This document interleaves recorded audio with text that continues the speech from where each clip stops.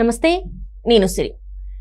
AP ముఖ్యమంత్రి చంద్రబాబు నాయుడు గారు అయితే ఢిల్లీ వెళ్లారు. సో అక్కడ జగన్మోహన్ రెడ్డి గారు అయితే చంద్రబాబు నాయుడు గారి పైన నిఘా పెట్టారని తెలుస్తుంది.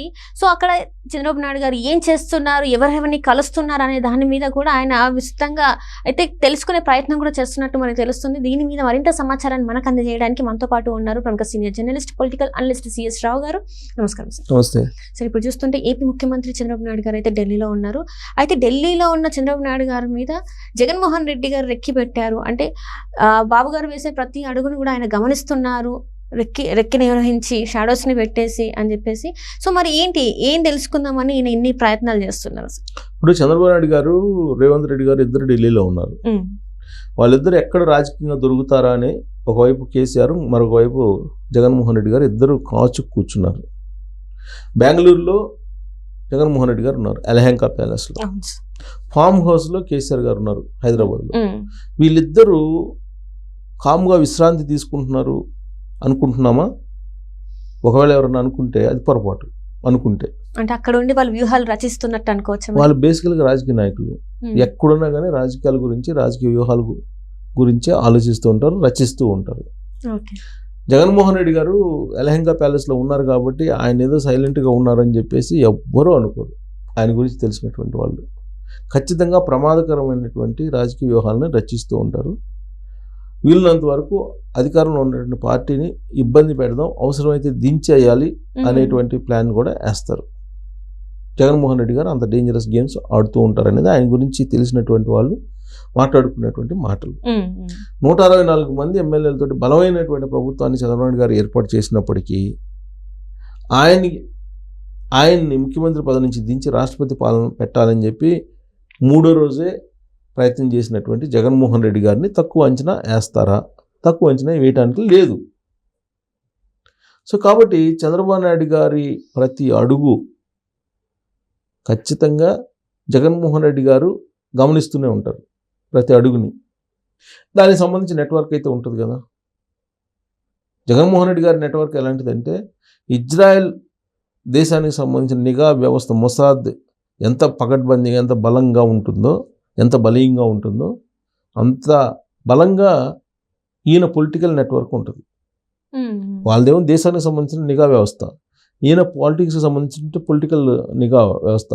కాబట్టి జగన్మోహన్ రెడ్డి గారు ఏ రూపంలో ఎవరిని ఎక్కడ షాడోగా ఉపయోగించుకుంటారో, ఎక్కడ గూఢచర్యంకి ఉపయోగించుకుంటారో అంతుపట్టినటువంటి పరిస్థితి.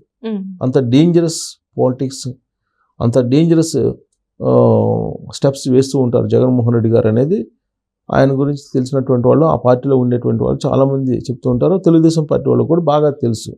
పరిటాల రవి మర్డర్ కేసు జరిగినప్పుడే ఎంత డేంజరు స్టెప్స్ వేశారు జగన్మోహన్ రెడ్డి గారు అనేది తెలుగుదేశం పార్టీ వాళ్ళు అప్పుడు చెప్పుకునేవాళ్ళు. అసెంబ్లీలో కూడా చర్చ జరిగింది. జగన్మోహన్ రెడ్డి గారే పరిటాల రవిని హత్య వెనుక ఉన్నాడనే దాని మీద పెద్ద డిబేట్ నడిచింది అప్పుడు రాజశేఖర రెడ్డి గారికి, చంద్రబాబు నాయుడు గారికి. సరే, ఆయన చంపారని చెప్పి మనం అంటలేదు కానీ బట్ ఆరోపణలు అయితే వచ్చినాయి అప్పుడు. సో అంత డేంజరస్ స్టెప్ చేసేటువంటి జగన్మోహన్ రెడ్డి గారు ప్రత్యర్థి రాజకీయ పార్టీలకు సంబంధించినటువంటి వాళ్ళని వెంటాడుతూ ఉంటాడు రాజకీయ వ్యూహాలతోటి. ఆ ప్రత్యేకమైన టీం ఎప్పటి నుంచో ఉంటూ ఉంది. ఢిల్లీ తోటి లాబింగ్ నడుపుతూ ఉన్నారు. బలమైనటువంటి లాబింగ్, మామూలు లాబింగ్ కాదు, బలమైనటువంటి లాబింగ్ని జగన్మోహన్ రెడ్డి గారు నడుపుతున్నారని చెప్పి మనం చెప్పడానికి ఎలాంటి సందేహం అవసరం లేదు. ఆయనకు ఉండేటువంటి నెట్వర్క్లో కాంగ్రెస్ పార్టీలో ఉండేటువంటి వాళ్ళు ఉన్నారు, బీజేపీలో ఉన్నటువంటి వాళ్ళు ఉన్నారు. ఇప్పుడు మనం బీజేపీని కానీ తీసుకుంటే, బీజేపీలో ఆంధ్రప్రదేశ్లో కీలకంగా ఉండేటువంటి లీడర్లు అసలు రెస్పాండే కావట్లేదు. లడ్డూకి సంబంధించినటువంటి అంశం మీద, నీ కల్తీకి సంబంధించిన అంశం మీద వ్యక్తుల పేర్లు ప్రముఖంగా చెప్పుకోవచ్చు మనం. ఆంధ్రప్రదేశ్ బీజేపీ మాజీ అధ్యక్షుడు సోమవీర్రాజు, జీవీఎల్, విష్ణువర్ధన్ రెడ్డి. సో ఇలాంటి వాళ్ళందరూ కూడా మరి ఈ ఇష్యూలు వచ్చినప్పుడు ఎందుకు రెస్పాండ్ కావట్లేదు? దానికి అర్థం, దాని కారణం ఏంటి అంటే ఇక్కడ జగన్మోహన్ రెడ్డికి సపోర్ట్ చేస్తున్నట్ట. మరి అంతే కదా, అంతే అనుకోవాలి కదా. జగన్మోహన్ రెడ్డి గారికి సపోర్ట్ చేయకపోతే అందరూ గగ్గోలు పెడుతుంటే హిందూ సమాజం కల్తీ జరిగింది నెయ్యి అని, అసలు కల్తీ జరిగిందా జరగలేదా, లేదంటే విచారణ ఏదన్నా డిమాండ్ చేస్తున్నారా, ఏదో ఒకటి చెప్పాలి కదా. వీళ్ళు మంచో చెడు ఎందుకు సైలెంట్ అంటారు? అంటే జస్ట్ ఆయనకి సపోర్ట్ చేయడానికి ఇది ఒక, వీళ్ళు మేము ఉన్నామని ఒక హస్తం ఇస్తున్నట్ట. అంతే. జగన్మోహన్ రెడ్డి గారు ఎప్పుడు కూడా అన్ని పార్టీల్లో స్లీపర్ సెల్స్ని పెట్టుకుంటారు. సో వీళ్ళు కూడా జగన్మోహన్ ఇంక్లూడింగ్ రెడ్డి తెలుగుదేశం పార్టీలో కూడా స్లీపర్ సెల్స్ ఉన్నారండి, చాలా కాలంగా వినిపిస్తుంది కదా. అసలు జగన్మోహన్ రెడ్డి గారికి తెలియకుండా ఒక్క ఫైల్ కూడా మూవ్ కావట్లేదని చెప్పి ఆంధ్రప్రదేశ్లో ఉండేటువంటి తెలుగుదేశం పార్టీ వాళ్ళు చాలామంది గగ్గోలు పెడుతున్నారు కదా. ఎంత స్లీపర్ సెల్స్ లేకపోతే జగన్మోహన్ రెడ్డి గారికి సంబంధించినటువంటి కాంట్రాక్టర్లకే, కడప జిల్లా వాళ్ళకి, పులివెందుల వాళ్ళకి 100 కోట్ల రూపాయలు క్లియరెన్స్ తీసుకుంటాడు చంద్రబాబు గారి గవర్నమెంట్ వచ్చిన తర్వాత. చంద్రబాబు గవర్నమెంట్ వచ్చింది 3 నెలలు అయిపోయిన తర్వాత బిల్స్ క్లియర్ అయినాయి కదా. అంటే ఆల్రెడీ ఇంకా జగన్మోహన్ రెడ్డి కన్సర్న్లోనే ఉంది ఏపీ అని అనుకోవచ్చా? కన్సర్న్లో ఉందని చెప్పి మనం చెప్పడానికి కాదు, కానీ ఆయన స్లీపర్ సెల్స్ మాత్రం ఖచ్చితంగా ప్రతి చోట ఉన్నాయి. ఆ స్లీపర్ సెల్స్ ప్రతి ఇన్ఫర్మేషన్ని జగన్మోహన్ రెడ్డి గారికి, జగన్మోహన్ రెడ్డి గారి టీంకి అందజేస్తూ ఉంటాయి. వాళ్ళ పనే అది. ఇప్పుడు చంద్రబాబు నాయుడు గారు ఢిల్లీ వెళ్ళారంటే ఖచ్చితంగా ఎక్కడెక్కడ ఆయన ఉన్నారు, ఎవరెవరితో మాట్లాడుతున్నారు, ఏం మాట్లాడుతున్నారు అనే దాని మీద నీకు ఎక్కడ మూలలో దాగి ఉన్న కలుగులో ఉన్నటువంటి ఎలుకను కూడా బయటికి తీసుకొస్తారు అనేలాగా ఎక్కడ ఏం మాట్లాడుకున్నా కానీ ఇమీడియట్గా ఆ ఇన్ఫర్మేషన్ను రాబట్టేటువంటి యంత్రాంగాన్ని, ఆ విధమైనటువంటి గూఢచర్యాన్ని జగన్మోహన్ రెడ్డి గారు చేస్తున్నారు అనేది ఇప్పుడు తాజాగా జరుగుతున్న పరిణామాలను బట్టి మనం భావించడానికి అవకాశం ఉంది.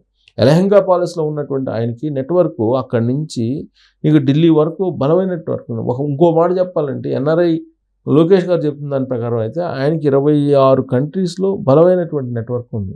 26 కంట్రీస్లో ప్రపంచంలో. సో 26 కంట్రీలో బలమైన నెట్వర్క్ ఉంది అని అంటే ఆయన మామూలు పొలిటీషియన్ కాదు కదా. సో కాబట్టి ఇప్పుడు ఢిల్లీ వెళ్ళినటువంటి చంద్రబాబు నాయుడు గారికి సంబంధించిన ఇన్ఫర్మేషను ఈజీగా రాబట్టేటువంటి అవకాశం ఉంది. ఎవరెవరితో ఆయన మాట్లాడారు, ఏం మాట్లాడారు, ఎందుకు వెళ్ళారు, ఏం చేశారు అనేది మీకు చూడండి 2-3 రోజుల్లో మళ్ళీ దానికి సంబంధించినట్టు మొత్తం బయటకు రాకపోతే ఇప్పుడు అడగండి.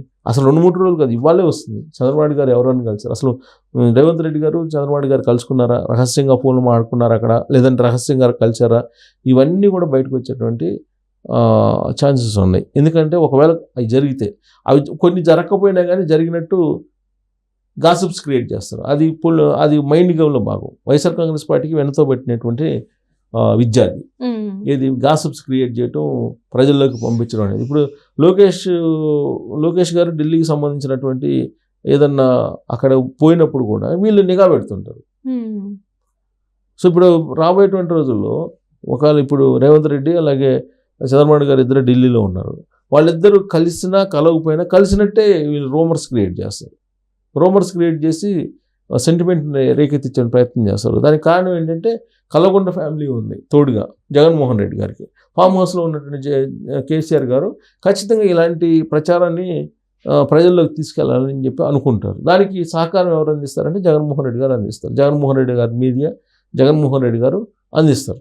సో కాబట్టి ఒకవైపు ఏమో కల్వకుంట్ల ఫ్యామిలీ కేసీఆర్ గారు, ఇంకోవైపు ఏమో జగన్మోహన్ రెడ్డి గారు, వీళ్ళిద్దరు కలిసి ఖచ్చితంగా చంద్రబాబు గారి మీద ఒక రిక్కీ పెడతారు. ఆ తర్వాత వాచ్ డాగ్స్ లాగా అక్కడ వాళ్ళు నెట్వర్క్ని ఉంటుంది. వాళ్ళ నెట్వర్క్, కేసీఆర్ గారి నెట్వర్క్ కూడా పెద్ద అక్కడ ఢిల్లీలో ప్రతి మూలలో ఏ మూలకి వెళ్ళినా కేసీఆర్ గారికి సంబంధించినటువంటి ఓ పెద్ద నెట్వర్క్ ఉంటుంది. అఫీషియల్స్లో ఉంటుంది, అన్అఫీషియల్స్లో కూడా ఉంటుంది. కాబట్టి ఇన్ఫర్మేషన్ మొత్తం కూడా ఇమీడియట్గా గ్యాదర్ చేసుకున్నట్టు అవకాశం ఉంది. సో అటు జగన్మోహన్ రెడ్డి, ఇటు కేసీఆర్ గారు ఇద్దరు కలిసి ఖచ్చితంగా ఇద్దరు సీఎంల ఢిల్లీ మీటింగ్ మీద విపరీతమైనటువంటి గాసిప్స్ని క్రియేట్ చేసేటువంటి అవకాశం ఉంది. ఆ గాసిప్స్ని నమ్మాల్సినటువంటి అవసరం లేదు పూర్తిగా. కాకపోతే వాళ్ళు గూఢాచర్యాన్ని మాత్రం పెద్ద ఎత్తున చేస్తున్నారని చెప్పి మాత్రం మనం అనుమానించడానికి అవకాశం ఉంది.